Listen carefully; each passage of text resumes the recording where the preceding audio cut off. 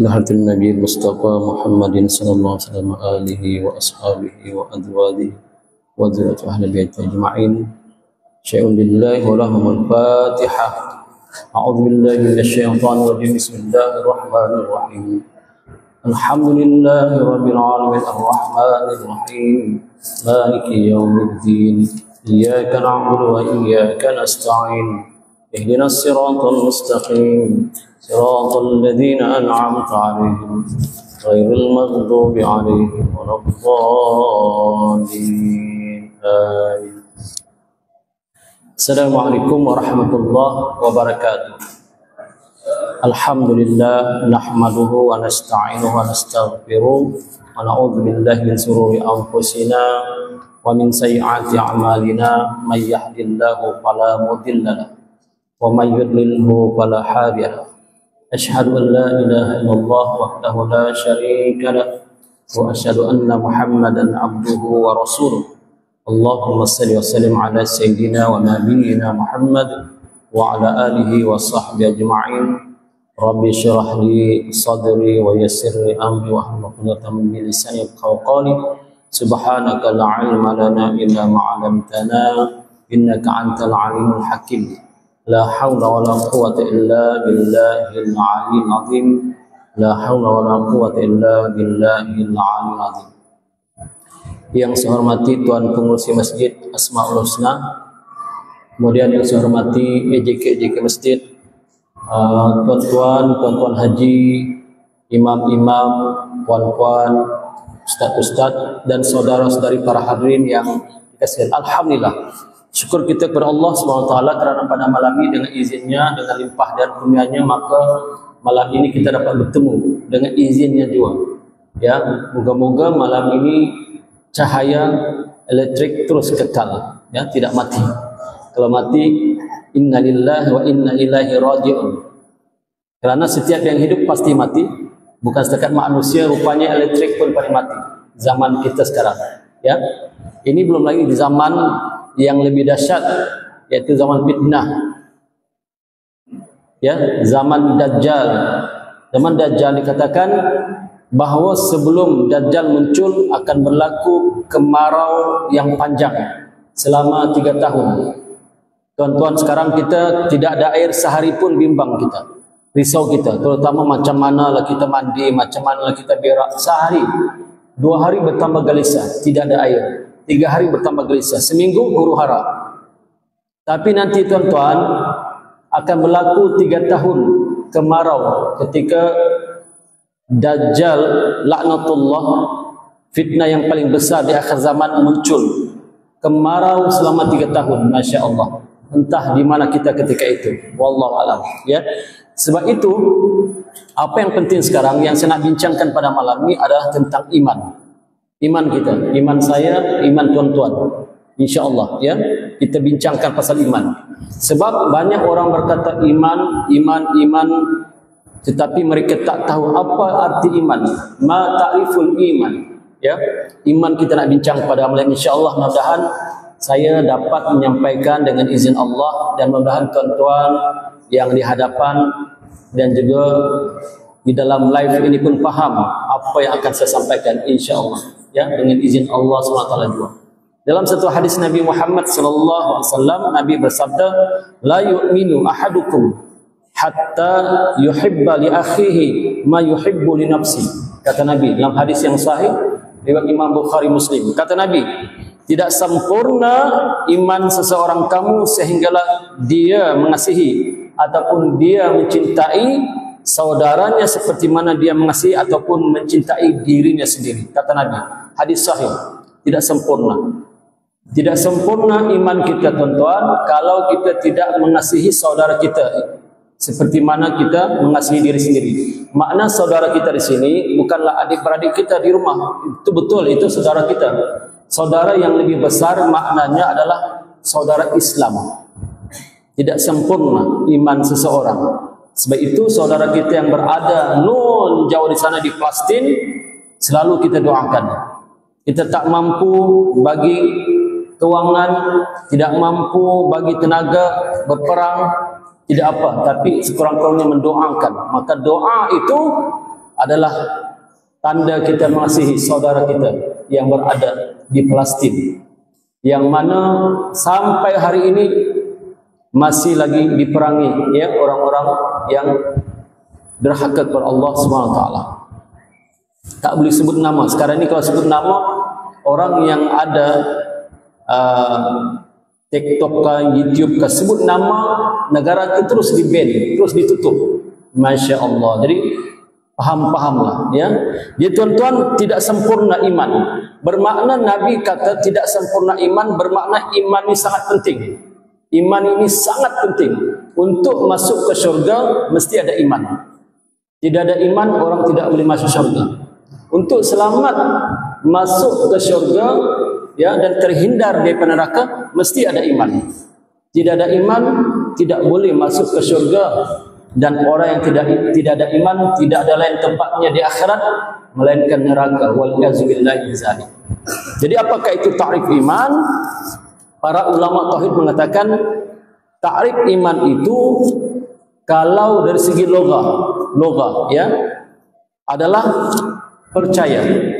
Ta'rif iman dari segi logah adalah percaya.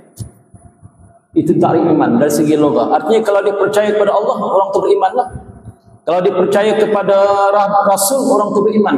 Kalau dia percaya pada rukun iman yang 6, rukun Islam yang 5, orang itu beriman. Itu definisi ataupun ta'rif ya, dengan bahasa logah bahasa. Tapi ta'rif dalam ilmu syariat Islam, arti iman itu adalah iqraru bil lisan wa tasdiqu bil qalbi wa amalu bil arkan. Itu ta'rifnya. Apa dia? Ta'rif iman dalam syariat Islam adalah iqraru bil lisan ya, diikrarkan dengan lidah.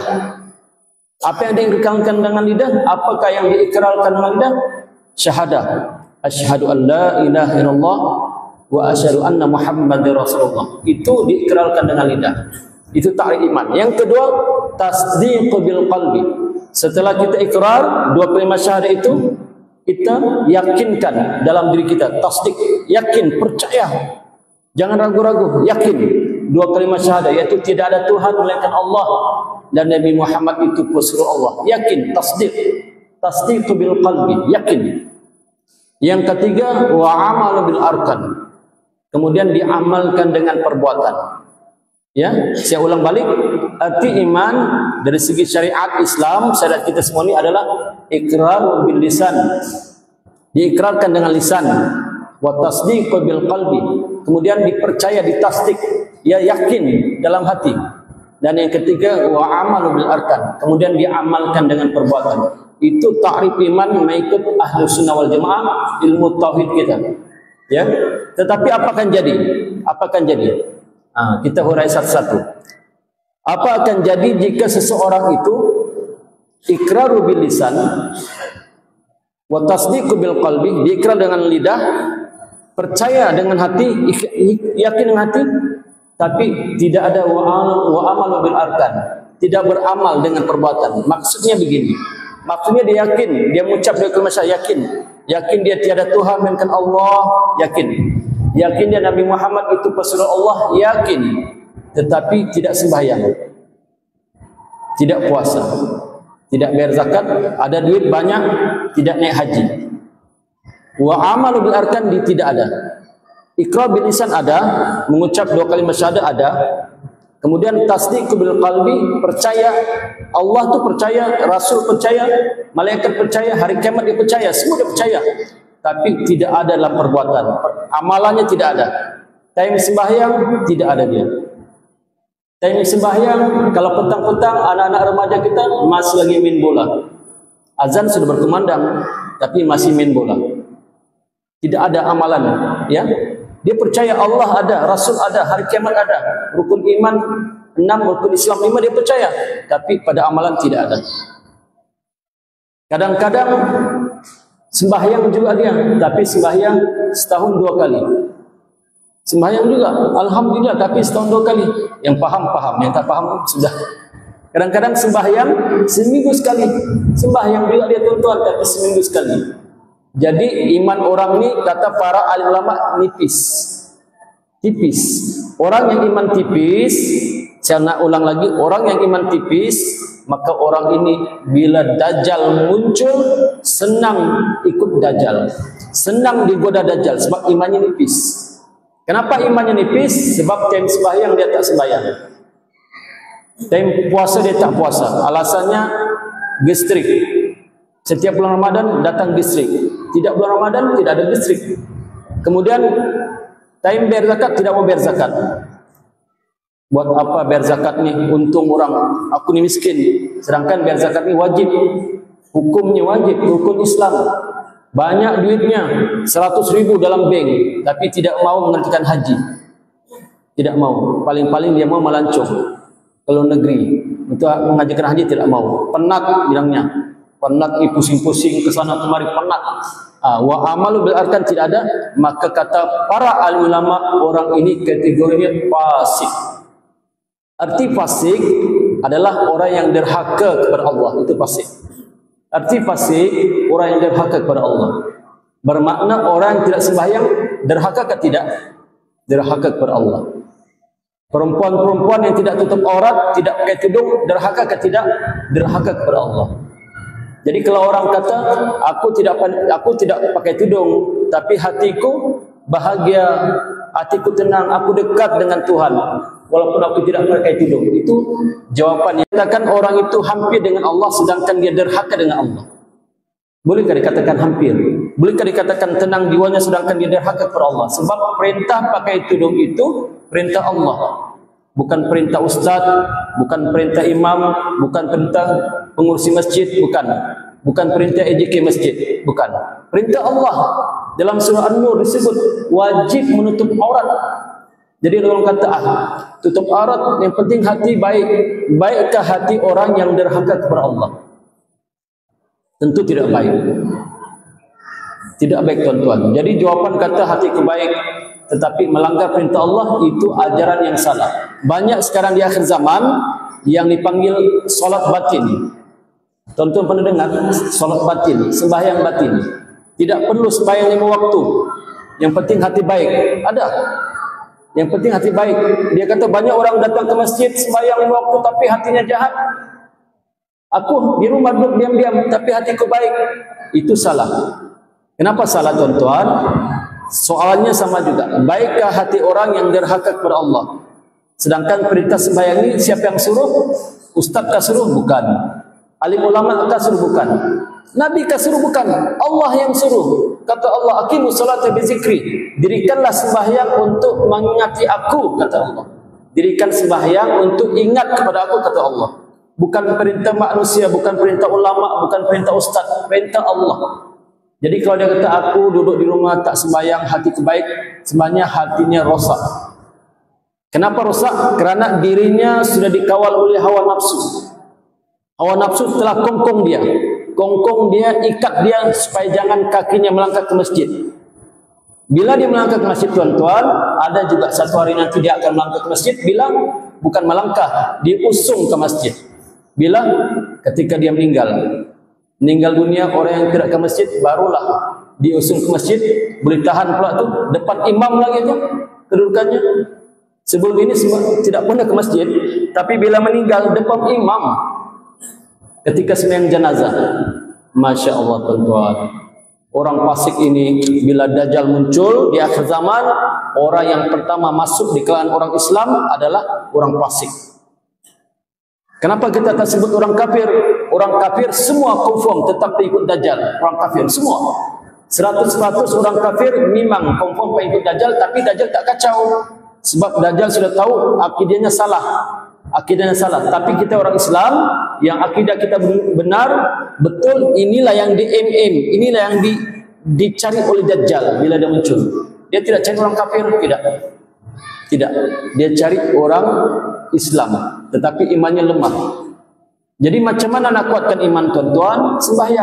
Sembahyang 5 waktu ini boleh menambah iman. Coba tuan-tuan rasakan perbezaan orang yang sembahyang 5 waktu hari-hari ke masjid dengan orang yang tak ke masjid. Lain bezanya. Ada nur di wajahnya, ada cahaya di wajahnya, tapi tidaklah cahaya macam cahaya lampu. Tapi kita boleh perasan ini orang kaki masjid ni mukanya selalu kena wuduk, selalu beruduk mukanya. 5 waktu kena air mukanya dengan air wuduk. Sebab itu kata Nabi, aku kenal umatku besok di akhirat, di masyar adalah dengan sebab bekas-bekas wuduknya. Bekas anggota wuduk. Di mukanya, di kakinya, di tangannya, di kepalanya. Sebab itu lebihkanlah basuhan wuduk itu supaya cahaya besok di akhirat terang benderang. Di akhirat tuan-tuan gelap. Orang yang nampak terang adalah orang yang nampak cahaya di badannya oleh kerana kesan-kesan wuduknya. Nabi kenal, itu umatku. Zalika hadza, itu umatku. Nabi kenal. Tapi bayangkanlah orang yang tidak pernah sembahyang. Ya, ataupun kalau sembahyang pun setahun kali. Ataupun seminggu sekali. Macam mana tuan-tuan? Masya Allah. Jadi kategori mereka ini adalah orang fasik. Ya, orang fasik ni, apakah dia akan masuk surga? Tetap dia akan masuk surga. Tetapi setelah dia masuk neraka dulu. Masuk neraka dulu, disiksa dosanya, mengikut kadar dosanya, kemudian barulah dia dimasukkan ke surga. Kerana dia masih ada iman. Ya, dia masih beriman. Cuma dia tidak beramal. Dia masih ada iman tapi tidak beramal. Itu saja. Itu panggil orang fasik. Yang kedua ini dia ikrar bil lisan, lidahnya, ya. Dia ikrarnya lidahnya, asyhadu an la ilaha illallah wa asyhadu Muhammad Rasulullah. Kemudian dia sembahyang, dia puasa, kadang-kadang dia ikut sambutan Maulid Rasul, dia ikut majlis-majlis agama, dia ikut, tapi sayang satu, yaitu hatinya ada ragu-ragu. Yang sayangnya tuan-tuan, hatinya ada ragu-ragu di hatinya. Ya, dia ragu tentang rukun Islam, dia ragu tentang rukun iman. Sebab kalau kita orang Islam, Islam ini, saya dan tuan-tuan Islam, hendaklah iman kita 100% jazam. 100% jazam qat'i. Ya, jangan dicelahi dengan zan. Jangan dicelahi dengan syak iman kita. Jangan dicelahi dengan waham. Apa itu zan? Zan itu 75% percaya, 25% tidak percaya. Jangan tuan-tuan. Tentang Islam ini kita percaya 100%. Jangan ada zan. Maknanya ragu-ragu di hati. Contoh macam mana? Contoh. Dalam ayat Quran ditulis, ya, may yattaqillah yaj'al lahu makhraja warzuqhu min haitsu la yahtasib. Barang siapa benar-benar beriman dan bertakwa kepada Allah, niscaya Allah akan bagi dia jalan keluar dan dia akan dibagikan rezeki yang tidak tahu dari mana, yang tak disangka-sangka. Allah akan bagi dia rezeki yang tidak disangka-sangka. May yattaqillah yaj'al lahu makhraja warzuqhu min haitsu la yahtasib. Barang siapa yang beriman dan bertakwa kepada Allah, niscaya Allah akan bagi dia jalan keluar dari kesusahan dan Allah akan bagi dia rezeki dari sumber yang tak disangka-sangka, kata Allah dalam Al-Quran. Tiba-tiba di hatinya, mana boleh orang tidak bekerja tiba-tiba dapat rezeki, ragu-ragu di hatinya. Mana boleh orang tidak bekerja tidak rezeki, ragu-ragu di hatinya. Sedangkan dia tidak tahu orang yang bertakwa itu tuan-tuan, dia sudah berusaha. Orang bertakwa ini berusaha siang dan malam supaya jadi orang bertakwa. Sembahyang 5 waktu, ditambah dengan sunat rawatib lagi, ditambah dengan sunat doha lagi pagi-paginya, malamnya dia bangun salat tahajud, ya, baca Quran dia, berjemaah dia, buat kuliah-kuliah, berdoain dia, berzikir dia, imannya kuat. Itulah namanya usaha. Tiba-tiba ada orang cakap, mana boleh, ini mungkin ayat Quran ini salah ini. Kalau kita ayat Quran salah, tuan-tuan, habis. Imannya habis. Imannya habis. Dia ikrar bil lisan, mengucap dua kalimat syahadah, alhamdulillah, beramal, tapi hatinya ragu-ragu.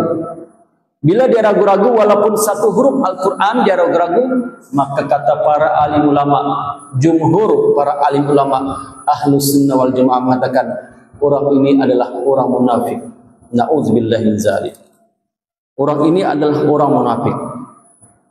Kenapa? Kerana dia ragu-ragu. Tak boleh ragu-ragu tuan. Dalam Islam 100%. Kita kena jazam qat'i. Percaya 100%. Apa yang Allah turunkan dalam Al-Quran dan apa yang Nabi sebutkan dalam hadis, kena percaya 100%. Tak boleh ragu-ragu. Kalau ragu-ragu bahaya tuan-tuan. Cuma kita tak boleh menuduh orang munafik, you munafik, tak boleh. Sebab ini rahsia Allah, hanya Allah yang mengetahui. Bahkan di zaman Sayyidina Umar Al-Khattab, Sayyidina Umar Al-Khattab, ya, sahabat Nabi, Khulafaur Rasyidin yang kedua, ketika wafat Rasulullah, ketika wafat Sayyidina Abu Bakar As-Siddiq, kemudian dilantiklah Sayyidina Umar Al-Faruq, ya, gelarannya Al-Faruq. Al-Khattab nama bapaknya, menjadi khalifah yang kedua. Ketika orang meninggal di zaman Sayyidina Umar akan tengok, ya, sahabat yang bernama Huzaifah Al-Yamani. Sebab sahabat yang bernama Huzaifah Al-Yamani ini, Nabi telah memberi dia satu ilmu rahsia-rahsia. Ya, banyak rahsia-rahsia kenabian ada pada sahabat Huzaifah Al-Yamani. Dia nampak orang ini munafikkah, mati munafikkah atau mati Islam. Jadi Sayyidina Umar akan rujuk Huzaifah Al-Yamani. Kalau Huzaifah Al-Yamani mensolatkan orang itu, bermakna yang meninggal itu orang Islam. Tapi kalau Sayyidina sahabat Huzaifah Al-Yamani tak solatkan, bermakna orang itu orang munafik. Sayyidina Umar pun, ya, merujuk kepada sahabat ini. Bukan Sayyidina Umar itu biasa-biasa, tidak. Sayyidina Umar pun hebat, tapi oleh kerana sahabat Nabi Huzaifah Al-Yamani ini, Nabi telah bagi dia ilmu rahsia yang tidak dibagi pada sahabat-sahabat yang lain. Ya. Kemudian di zaman Rasulullah pun ada orang-orang munafik, tuan-tuan. Bukan tidak ada. Bahkan dikhabarkan dalam sejarah, dalam sirah, lebih kurang 300 orang munafik di zaman Rasulullah sallallahu alaihi wasallam, diketuai oleh Abdullah bin Ubay bin Salul. Abdullah bin Ubay bin Salul. Itulah ketua munafik di zaman Rasulullah. Mereka ini ikut berperang. Mereka sembahyang di masjid Nabi. Tapi hati mereka ragu-ragu. Nabi tahu. Bukan Nabi tidak tahu, Nabi tahu. Nabi mendoakan, tetapi mereka tetap juga menjadi munafik. Sampai satu masa ketika hari Jumaat, Nabi Muhammad sallallahu alaihi wasallam membaca khutbah Jumaat, Sayyidina Umar Al-Khattab terlambat dia, tuan-tuan, terlambat datang dia. Bila dia terlambat datang, tiba-tiba dia tengok ramai orang keluar dari masjid. Barangkali sembahyang Jumaat sudah habis. Orang sudah keluar dari masjid. Jadi pun sembunyi-sembunyi di tiang-tiang. Lepas tu dia ke masjid juga, masuk ke dalam. Rupa-rupanya bukanlah orang sudah habis sembahyang Jumaat, tapi Nabi Muhammad sebut satu-satu. Wahai orang-orang munafik yang aku sebut, kata Nabi, satu persatu nama itu keluar dari masjid ini sekarang juga. Nabi sudah iktikad keluar kerana mengganggu perjuangan Islam. Ya, mereka ini musuh dalam selimut. Musuh dalam selimut. Kata ulama, sifat orang munafik ini yudhirul Islam wa yubtinul kufra. Yudhirul Islam wa yubtinul kufra, menzahirkan suasana Islam tetapi menyembunyikan kekufuran di hatinya. Tidak percaya dengan rukun iman, tidak percaya tentang hari kiamat di hatinya. Tapi dia ikut sembahyang, tapi dia tidak, hari kiamat barangkali tidak betul hari kiamat ni. Lama pula hari kiamat, tidak pandai kiamat. Banyak kali sudah tanda kiamat, tapi kiamat tidak ada. Di hatinya ragu-ragu. Ragu-ragu pasal malaikat, betulkah malaikat ni ada? Macam tiada malaikat ni, ragu-ragu. Semua dia ragu-ragu tentang Islam di hatinya. Bahaya, tuan-tuan, boleh jadi munafik. Munafik ini, na'udzubillah min zalik. Mudah-mudahan saya dan tuan-tuan tidak termasuklah. Ya, yaitu kata Allah dalam Al-Quran, dalam surah An-Nisa, Allah berfirman, innal munafiqina fi darkil asfali minan nar. Sesungguhnya orang-orang munafik itu ditempatkan di neraka yang paling. Kafir ini di bawah tu orang munafik. Kenapa kata ulama orang munafik di bawah sekali? Kerana orang-orang kafir kita kenal. Orang kafir kita kenal, tapi orang-orang munafik kita tidak kenal. Yang tahu hanya Allah Subhanahu wa taala. Kita tak tahu. Saya tak tahu, tuan-tuan pun tak tahu siapa orang munafik. Cuma tanda-tandanya ada. Tanda-tanda Nabi sebut. Tapi walaupun orang itu ada tanda-tanda yang Nabi sebut, jangan kita menuduh dia orang munafik, salah. Sebab yang mengetahui hanya Allah saja. Kita tidak boleh mengetahui orang itu munafik atau tidak. Cuma masing-masing kita tanya iman kita. Kita ni di mana? Apakah kita orang fasik atau munafik? Kalau orang fasik buat dosa, tapi dia ada iman, walaupun imannya sebesar zarah, ada harapan masuk surga nanti setelah disiksa dalam neraka. Tetapi orang munafik tidak ada harapan masuk surga, kekal abadi, abadan, selama-lamanya dalam neraka. Waliyahzubillahi zalik. Ini kita takut, tuan-tuan. Ya, mudah-mudahan saya dan tuan-tuan ini tidak tergolong di kalangan orang-orang munafik. Ya, tetapi Nabi telah bersabda dalam satu hadis, cara-cara, kaedah-kaedah supaya saya dan kita semua tidak terjerumus dari munafik. Yang pertama kata Nabi, barang siapa melazimi sembahyang bersama imam tidak terlepas takbir selama 40 hari. Kata Nabi, saya ulang, barang siapa yang sembahyang bersama imam tidak terlepas takbir selama 40 hari, maka Allah akan hapuskan sifat munafik dalam dirinya. Allah akan hapuskan. 40 hari saja, tuan-tuan. Sembahyang bersama imam tidak terlepas takbir. Maknanya bukan masbuk. Masbuk tadi kira, masbuk tidak. Ini sembahyang bersama imam bukan masbuk. Selama 40 hari, insya-Allah Allah akan hapuskan sifat munafik dalam dirinya. Mudah-mudahan tuan-tuan yang sentiasa istiqamah datang ke masjid, saya yakin sifat munafik sudah Allah buang daripada diri kita. Yang ketiga, pertama iqraru bil lisan wa tasdiqu bil qalbi wa amal bil arkan yang tadi. Yang ketiga ini iqrar bil lisan pun tidak ada. Apalagi wa amal bil arkan, tasdiq bil qalbi pun tidak ada. Yang ketiga, dia tidak ikrarkan dua kalimat syahadat dengan lidah. Kemudian dia tidak juga tasdikkan dengan hatinya. Kemudian yang ketiga, dia tidak beramal dengan perbuatan. Amal ibadah tidak. Siapa dia? Tuan-tuan sudah maklum. Sudah tahu, itulah orang-orang kafir. Orang kafir, ya, orang kafir yang sejati. Orang kafir sejati tidak beriman. Tidak beriman, tidak pernah mengucap dua kalimat syahadat. Ini orang kafir yang sejati. Ini kita tak perlu bahas karena tuan-tuan sudah paham siapakah orang kafir, ya. Jadi siapakah orang mukmin yang sejati itu? Orang mukmin yang sejati adalah iqrar bil lisan, mengucap dua kalimat syahadah walaupun keturunan. Kita ni macam kita, saya dan tuan-tuan, bapa Islam, kita tak perlu mengucap lagi sebab keturunan. Okeylah. Kita iqrar bil lisan terlepas. Wa tasdiqu bil qalbi, alhamdulillah kita percaya 100%, rukun iman percaya 100%, rukun Islam percaya 100%. Yang terakhir, wa amal bil arkan, dan kita beramal amalan-amalan. Kita sembahyang alhamdulillah, masuk waktu, datang ke masjid, kita puasa bulan Ramadan 30 hari kecuali kalau sakit, uzur, kita bayar zakat, ada rezeki, kita naik haji, kemudian kita baca Quran walaupun sikit-sikit. Kemudian kita menganjurkan program-program kuliah-kuliah agama, alhamdulillah. Kemudian kita panggil orang datang ke masjid, alhamdulillah. Itulah kata para alim ulama mukmin yang sejati. Tetapi mukmin yang sejati ini terbagi pada dua.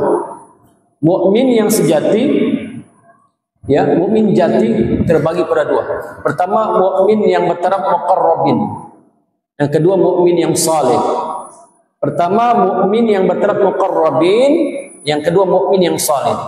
Siapakah mukmin yang bertaraf muqarrabin? Mukmin yang bertaraf muqarrabin ini adalah para wali Allah, kekasih Allah.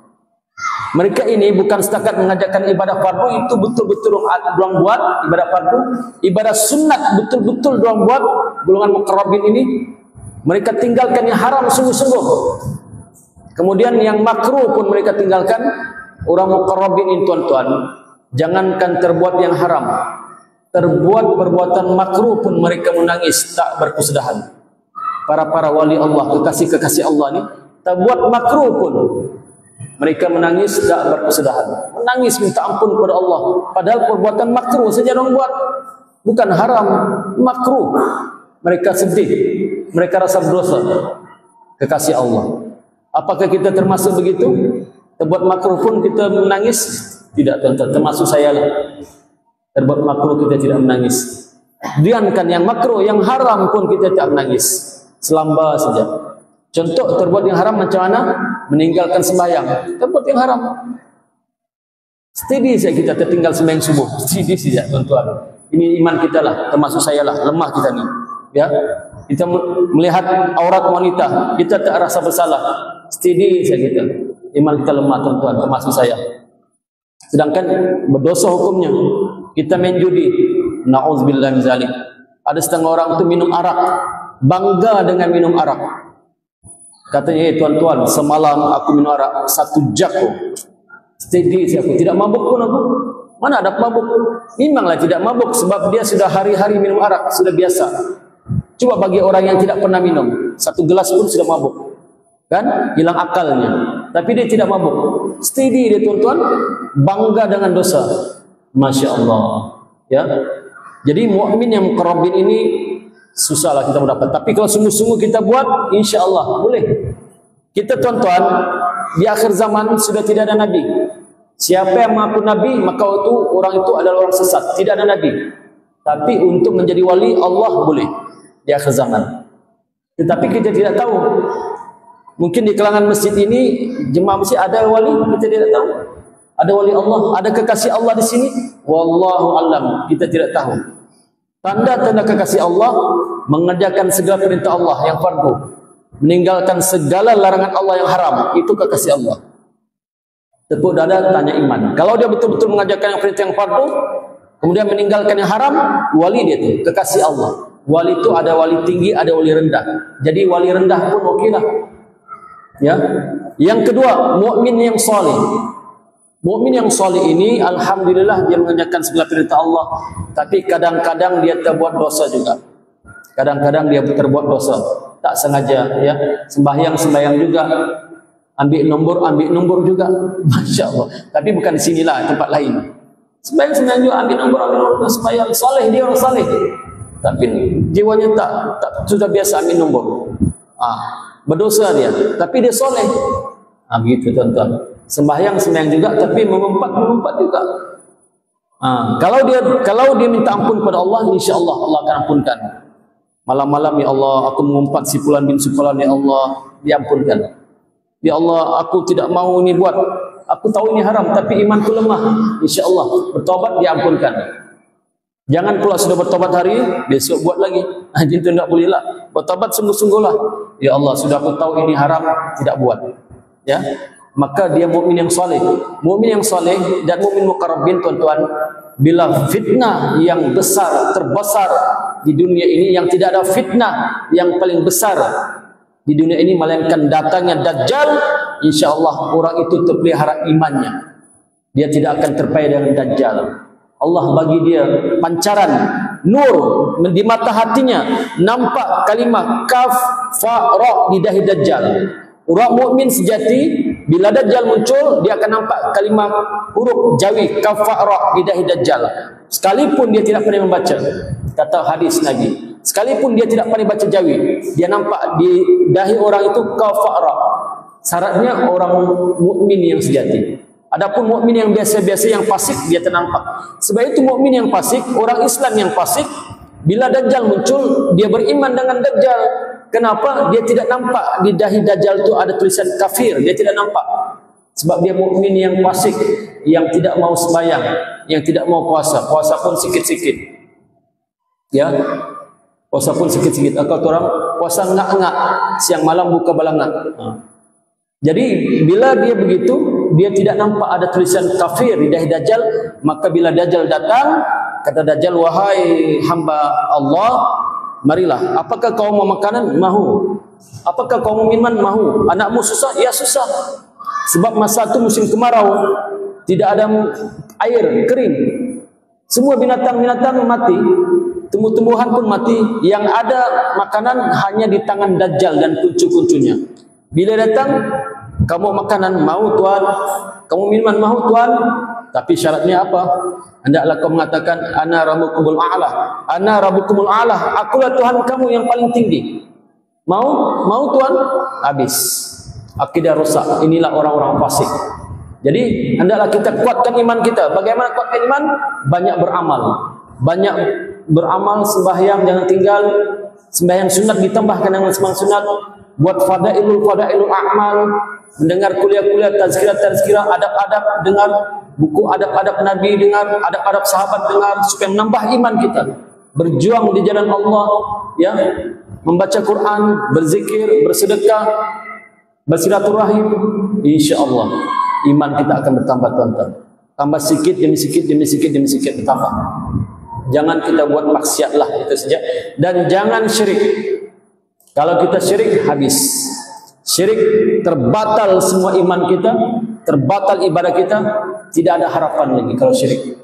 Dosa yang tak dapat diampunkan oleh Allah Subhanahu wa taala, bahkan Nabi sendiri pun tidak dapat memberi syafaat, adalah dosa syirik. Sebab itu Nabi Muhammad sallallahu alaihi wasallam ketika pakciknya, ya, pakciknya Abu Talib tengah nazak, berkali-kali Nabi kita menyeru, wahai pakcikku, wahai pakcikku, ucaplah kalimat ini, yang mana kalimat ini akan dapat menyelamatkan engkau di sisi akhirat. Pakcikku, ucapkanlah dua kalimat ini, aku akan menjadi saksi kepadamu di akhirat. Wahai pakcikku, tolonglah pakcikku. Merayu Nabi kita. Datang Abu Jahal, datang orang-orang pembesar kafir Quraisy, katanya, Abu Talib, apakah kamu lupa tentang agama nenek moyangmu? Sanggup kau meninggalkan, sanggup kau berpaling? Dalam keadaan begitu, Abu Talib berpaling ke kanan, berpaling ke kiri, akhirnya datang malaikatul maut, mencabut nyawanya, mati Abu Talib dalam keadaan tidak beriman kepada Allah. Mati dia. Itu Nabi tangis. Nabi menangis sungguh-sungguh. Pakciknya ya, yang dianggap bapaknya, yang menjaga dia, lama dia jaga sampai dia dapat kawin dengan Sayyidatina Khadijah, akhirnya mati dalam keadaan tidak beriman. Masya Allah, ini soal hidayah, tuan-tuan. Allah yang memberi hidayah, kita tak dapat memberi hidayah. Kata Allah, wahai Muhammad, sesungguhnya memberi hidayah bukan engkau, tapi akulah yang membagi hidayah, kata Allah. Kita semua walaupun Nabi tak dapat memberi hidayah, akhirnya sama-sama besok tergolong di kalangan orang-orang saleh. Tak dapat golongan muqarrabin pun jadi orang saleh pun untunglah. Orang saleh ini disebut dalam Al-Quran, dipanggil golongan ashabus shimal, ashabul yamin, ashabul yamin. Orang-orang saleh ini disebut dalam Al-Quran, dalam surah Al-Waqi'ah, dipanggil ashabul yamin, golongan kanan. Golongan kanan. Orang yang masuk surga dapat buku catatan amalnya di tangan kanan. Ashabul yamin, insyaallah masuk surga. Tapi yang tadi orang fasik itu disebut dalam Al-Quran juga, dalam surah Al-Waqi'ah juga disebut golongan ashabus shimal, golongan kiri. Dapat suratan amal besok di akhirat dengan tangan kiri. Mereka ini ada iman, tapi iman mereka, amal mereka sedikit. Umpama kalau markas 100%, ya, amalan mereka 49%, amalan mereka gagal. Sedangkan kejahatan mereka 51%, mereka gagal. Mereka golongan ashabus shimal. Mereka ini akan dimasukkan ke neraka dahulu, tuan-tuan, diseksa dosa-dosa mereka sampai selesai, lambat laun barulah masuk dalam surga. Tapi ingat, siksa neraka bukanlah siksa yang biasa-biasa. Sehari di akhirat sama dengan 1000 tahun di dunia. Ka'alfi sanatin mimma ta'udun. Sehari di akhirat sama dengan 1000 tahun ukuran dunia. Kalau termasuk dalam neraka setengah hari, 500 tahun lamanya. Masya Allah. Jadi minta-mintalah saya dan tuan-tuan, berdoalah kita, ya, jangan tinggalkan, ya, amalan lepas sembahyang. Allah ma'ajirna minan nar, kalau ramai-ramai. Kalau sendiri-sendiri, Allah ma'ajirni minan nar 7 kali. Siapa yang membaca 7 kali selepas maghrib, kata Nabi dalam hadis yang sahih, Allah ma'ajirna ataupun Allah ma'ajirni minan nar, andai kata dia mati pada malam itu, terhindar daripada neraka. Siapa yang membaca Allah ma'ajirni minan nar ataupun Allah ma'ajirna minan nar waktu subuh, andai kata dia meninggal siang hari, maka dia akan terhindar daripada api neraka.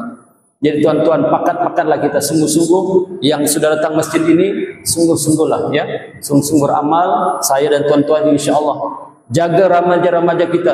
Time-time maghrib kalau boleh jangan main bola, cepat-cepat bersiap untuk pergi ke masjid. Sebab remaja kita ini pengganti kita. Besok saya dan tuan-tuan yang sudah tua-tua ni, yang sudah orang lama ni akan meninggal. Bila kita meninggal, siapa pewaris? Siapa pengganti? Jadi kita latih remaja-remaja kita menjadi pengganti kita. Pengganti kita untuk apa? Untuk meneruskan perjuangan yang belum selesai ini. Perjuangan ini masih jauh, tuan-tuan. Siapa yang diharapkan untuk menyebarkan Islam, siapa yang diharapkan untuk menyampaikan dakwah, melainkan kita lah yang Nabi harapkan. Kata Nabi, balighu anni walau ayat, sampaikanlah dariku walaupun sepotong ayat. Sampaikan walaupun satu ayat. Para sahabat dulu ya, untuk mendengar satu ayat Nabi Muhammad sallallahu alaihi wasallam jalan beratus batu. Yang kita ni tak payah jalan beratus batu, cukup daripada rumah ke masjid. Bukan satu ayat kita dengar, beratus ayat kita dengar. Seminggu ada kuliah-kuliah, berpuluh-puluh ayat, beratus ayat kita dengar. Jadi kita sampaikan pada istri, sampaikan kepada anak-anak, begini. Jadi besok di akhirat Allah tak tuntut kita. Sebab ayah-ayah yang tidak menyampaikan pada anak dan istri tentang Islam, besok di padang mahsyar istri-istri kita akan menuntut. Malaikat tanya, wahai manusia semua di mahsyar, kamu kenalkah hamba Allah ini? Tiba-tiba istri kita angkat tangan, wahai Tuhanku, aku kenal, itu suamiku.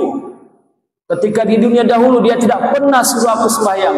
Sekarang aku minta, wahai Tuhan, aku minta balasannya. Maka amal suaminya yang banyak diserahkan kepada istrinya. Tiba-tiba datang pula anak perempuannya lagi. Wahai Tuhanku, itu ayahku. Ketika di dunia dahulu tak pernah dia suruh aku tutup aurat. Maka amalan ayahnya itu diserahkan pula pada anak gadisnya. Kalau anak gadisnya 1, kalau anak gadisnya 5, kalau 10, Masya Allah. Habis. Bila habis amalan orang itu, menjadi dia orang yang paling muflis di akhirat. Muflis. Padahal di dunia dia membawa harta yang banyak. Harta maknanya amalan yang banyak. Di dunia dia membawa amalan yang banyak, sembahyang yang banyak, puasa yang banyak, zikir yang banyak, perjuangan yang banyak. Di akhirat menjadi muflis. Kenapa? Kerana amalannya diserahkan pada istrinya, diserahkan pada anak-anaknya, diserahkan pada orang-orang yang pernah dia zalimi ketika di dunia. Akhirnya muflis dia. Bila tidak ada amal, tuan-tuan, tidak ada harapan. Wairunna harapan. Yang kita harap siapa? Yang kita harap adalah rahmat dari Allah. Rahmat Allah saja kita harap. Moga-moga dengan rahmat Allah, Allah ampunkan dosanya, dan kita harapkan syafaat baginda Nabi Muhammad sallallahu alaihi wasallam. Tetapi bagaimana tidak dapat syafaat? Selawat pun jarang-jarang. Ya, tak pernah selawat. Kalau selawat sekalipun, alhamdulillah. Ini sekalipun tidak pernah. Ya. Jadi marilah kita, termasuk saya sendiri, banyak-banyak kita ya berselawat kepada Nabi Muhammad sallallahu alaihi wasallam ya. Jadi saya rasa cukup untuk malam ini. Mudah-mudahan dapat menempat bersama ya. Masa tak mencukupi, kita akan sambung nanti insyaallah. Akan datang ada lagi 5 peringkat iman kita akan tingkatkan. 5 peringkat iman akan datang insyaallah ya. Jadi kita sudahi dengan membaca doa tasbih kifarah dan suratul asr. Bismillahirrahmanirrahim. Subhanakallahumma wa bihamdika asyhadu an la ilaha illa anta astaghfiruka wal asri innal insana lafil khusr lilladzina amanu wa amilus solihati wa tawassaw bil haqq wa tawassaw bis sabr. Assalamualaikum warahmatullahi wabarakatuh.